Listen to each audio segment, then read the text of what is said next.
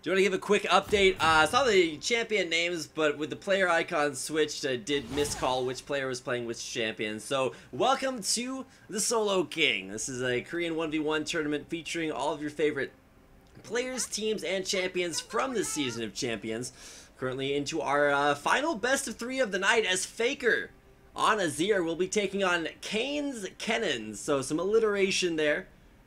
It'll be interesting to see how this works out, and apologies for the champion player mismatch before this, but be interesting to see how this works out considering the summoner spell is chosen. Ignite Flash for both laners, of course, on opposite keys. Faker running Flash on D, it's Flash on F, whereas Cain is, of course, committing the cardinal sin of running Flash on D with Ignite on F. So I don't know, maybe he's going to dash his way to victory, but either way, it'll be no sustained starts for either player, no cloth armor, 5 health potions, or anything like that for Cain. It's just going to be Doran's Ring with some Total Biscuits of Rejuvenation, a longsword health potion start there, which I guess is fairly sustain heavy for Cain. He's walking forward and stops Faker's recall. I guess Yordles are meant to be annoying. Cain might actually go for the stop of the recall by walking over around the around the Raptor pit, but was unfortunately unable to stop that. So Faker heads back to base, won't be picking up any extra sustain, just healing off that early harass. And coming into the lane phase, traditionally we've seen Azirs have difficulty with AD carries that can shove them in early on. But Faker's Azir probably shares a few characteristics with Gank by Mom's Azir, which was more than capable of winning his matchups earlier on today. Throwing out the Sand Soldier in the middle of the creep wave, but honestly, Cain's shoved it in a little bit more quickly than Faker would have liked, and while he is going to lose 1 CS, should be able to hit most of these additional CS under turret. No, he's actually going to miss not 1, but 2 CS under turret. That's, I think that's more than 2. Yeah, he missed 4 CS out of the first wave. Faker having some struggles here versus a Cain's Kennen, who is all too willing to just continue auto-attacking, shove this wave in over and over again, and start to get off to a little bit of an early CS lead. Of course, I can't emphasize enough how quickly small CS leads can turn into big ones, because specifically determining like the play style that the player wants to play. So for Cain on Kennen, he's going to be looking for a little bit more of an aggressive harass-based style, whereas Faker, I feel like less so harassing Cain as it is just putting on enough pressure so that he can keep the wave from getting shoved into his turret.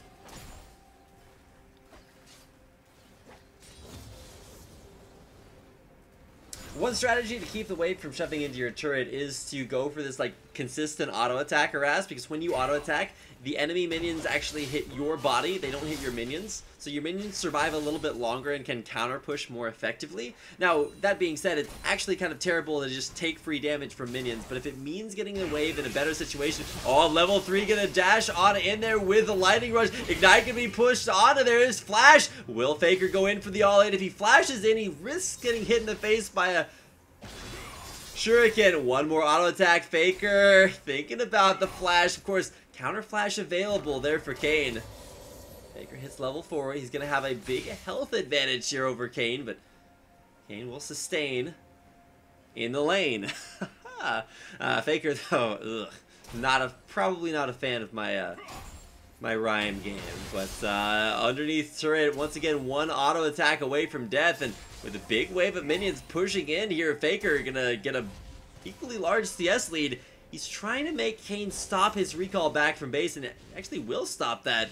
Stay in lane is gonna get a lot of additional experience and gold here. Faker stops his recall as well, so once again, we'll have to shove this wave out while Cain goes back to base.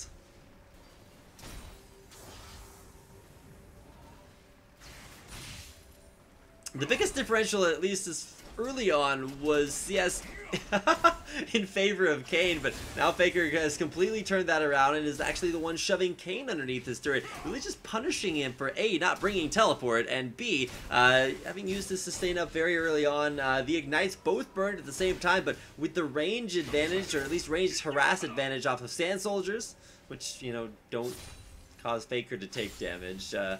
Cain's, of course, back behind his turret. This is a terrible position to be in if you're Cain. And I'm not sure exactly what he's trying to accomplish here. He might have been looking for Faker to push through the turret, but Cain is just recalling out of sight. Ward placed in the lane there by Faker just to make sure that Cain is actually completely out of there. Heads back to base and whoa, a Fiendish Codex buy. This is the first Fiendish Codex that we've seen out of the entire tournament, and what's almost more interesting than the Codex is Cain's pickup of a Longsword and Amplifying Tome. And if you want to count the number of items to build out of that, I mean, you got Hextech Gunblade, which we'll never see built up in time, Trinity Force as well. But all big ticket items that you're never going to see them combined into. So for Cain's Kennen, you know, Cain has been a player this tournament that has done a number of confusing things. From AP Nasus to Leona picks versus Malzahar. Maybe not things that you would necessarily expect, but we'll see if it is good enough to win this matchup. Holy hell. Sand Soldiers, while they do evaporate a little bit more quickly underneath turret, kind of mission accomplished there for Secret Agent Sand Soldier. Who's already putting the pain down onto Cain's Kennen. Faker, with the auto attack cancels just for some extra style points, recognizes he is solidly in the lead by almost 20 CS here at 6.5 minutes. Faker might just win off CSing, kind of fighting himself here, just to pick up as much CS as possible. Now 50 to 30 CS, and more importantly, Faker's Azir kills turrets ridiculously quickly. With the use of a Rise on turrets, you get true damage on a turret just by using a skill. You can use it in between your auto attacks. So it's just an incredibly high damage way to kill turrets early on. And so Faker's got a lot of options. Does he win by CS? Does he win by killing the turret? I think turret kill might actually be a little bit more likely. Faker will have to play this carefully. There's the flash in. He's going to get a lot of stuns there. Faker will get that Emperor's Divide, but Ignite is taking down. Is Faker dead from this one? Does have to micro behind the minions just to avoid this Razor Shuriken. There's flash in there. He's going to look for the shield. The counter kill. Ignite ticking down there, but Kennen very low as well. Faker will get a level up to level 7. Holy cow, this lane is ridiculous. Faker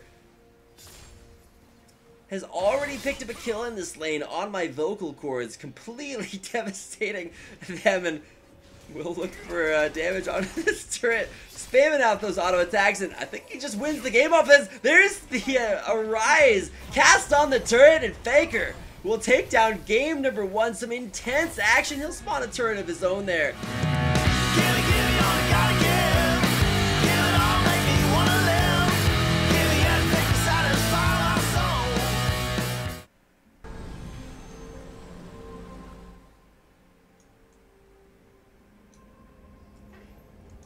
Hello ladies and gentlemen, and welcome to the Solo King, a Korean 1v1 tournament featuring your favorite players, teams, and champions from this season of Champions, of course broadcast here on Azubu TV.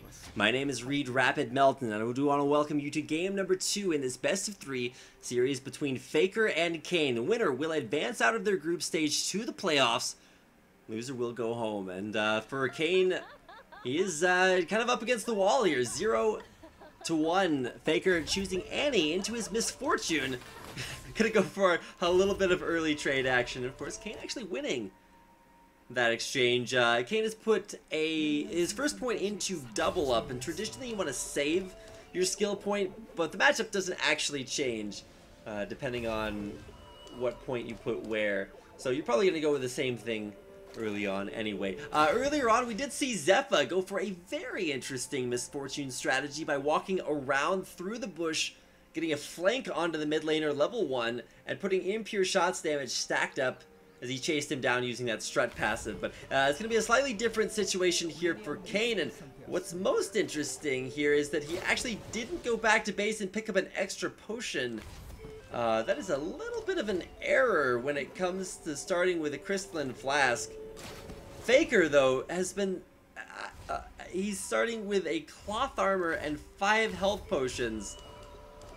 Faker's Annie builds remind me of Dr. Mundo builds, because he pretty much goes where he pleases as far as itemization is concerned. And You know, Faker's going to take less damage from that cloth armor, but, you know, Doran's rings have really been the start for Faker on most of his champions, and the reason he actually lost his previous Annie game is just off of not having enough straight-up damage, not going for that, the Doran's ring, and now we'll be losing these trades versus Cain's more auto-attack-centric Misfortune.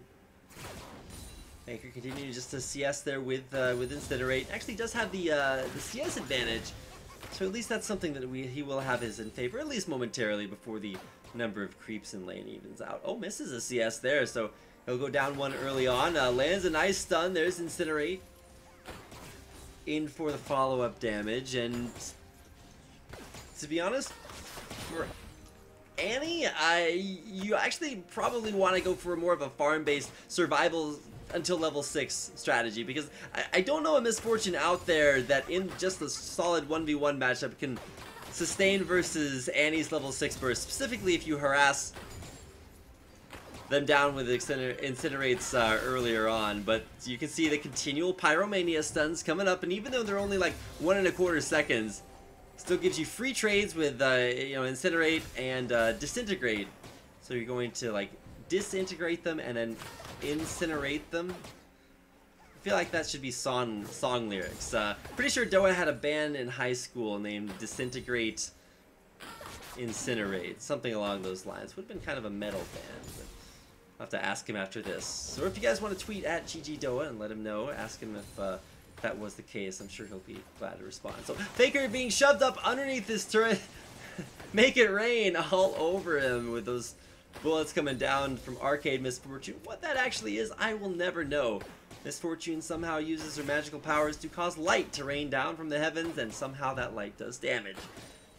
Great mysteries of the universe here for League of Legends, but as far as the 1v1 matchup between the actual players is concerned, Faker's actually having a little bit of trouble here. He's actually forced to use his Pyromania stun there on just CSing a minion under turret. Actually should be forced to do that quite a bit more as the waves continue to press in. Look at the auto attack for the CS there. Nope, he is still ahead though, over a full minion wave, and that's with getting shoved into turret.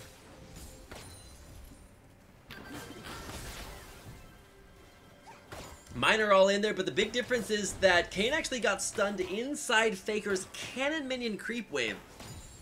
And after Faker's Annie actually died to a cannon minion earlier on. You all know how strong cannon minions are, so probably want to avoid walking into the cannon minion. Oh, there's the flash! The stun! The ignite's down as well! But I don't think it's going to be a kill. Immediate flash out from Cain. Holy hell, those reflexes to flash out at just the last second. Cain making it out there, and I'm not sure if it was Faker, or I want to say it was Faker, who pulled off almost the exact same play in a highlight video I saw on Reddit a few months ago. Going for that all in, but Cain's got the reflexes to make it out of there alive. Faker actually going to back in the creep wave all the way back to base. Keep in mind, it's Flash Ignite for both players, but with Ignite still available here for Cain, so his level 6 all in might be a little bit more powerful. Look at the itemization. He's got the makings of, what is that, maybe a Hex Drinker? Probably won't ever actually complete that itemization because somebody's going to die in this lane, and Faker's already had one death on Annie. Probably not looking for a second one.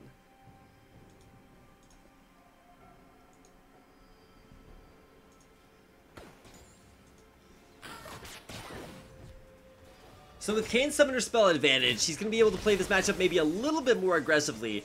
Faker comes back into lane with double Doran's rings and some sustain. So the null magic, or not null magic, yeah, it is null magic mantle, not Negatron cloak quite yet. Faker's still with a lot of damage. I don't think that null magic mantle was the answer here. Faker better store up a Pyromania stun here. If he doesn't, then he's going to be very at risk to bullet time, just being channeled from a range that he won't be able to initiate on. There's level 6. There is Mr. Tibbers. The Pyromania stun's gonna go down. Faker microing forward there in between. Will this be the all-in? Last auto attack is not enough. He's sending. Mr. Tibbers gets pulled back out from underneath that turret. Faker with the all-in, unsuccessful at picking up a kill, but still able to push Cain out of lane. We'll see what Cain can gain from staying in lane, or will Faker be enough of a pain to blow up his brains? That's about all I got. You can add me on Twitter at Eminem. It's my alternate account. But at least for right now, Faker versus Cain, somewhat in Faker's favor. He's about 5 CS advantage, not really anything devastating that can't be made up by Cain. But coming back from base, has completed a Hex Drinker, and similar to the Fiendish Codex that Faker was able to pick up in game number 1, actually represents one of the only second tier items that we actually see being bought here in the Solo King tournament. Decent CS as well, so maybe made possible by CSing like this. But at the same time, Faker's gonna come back from base with now an amplifying tome for even more damage. It does take a very bad impure shots trade. Gonna need to clear out this minion wave just a little bit more before he goes for any kind of crazy all-in shenanigans. And we'll have Tibbers back available in just about 15 seconds. Will represent another all-in opportunity. Needs to watch out for taking too much Make It Rain damage. Another Pyromania stun there. Faker does have Tibbers up there. He's going to look for an Ignite now. Here's the all-in that he's looking for. Walks into the creep wave. There's the Hex Drinker. Will it be the burn from Tibbers? It will. Have you seen his bear Tibbers? I think the answer is yes. Faker wins game number 2, and with a 2-0 victory over Cain, will advance to the playoffs, sending Cain home. We're going to get a quick instant replay there on your stream. You can see the turnaround Ignite.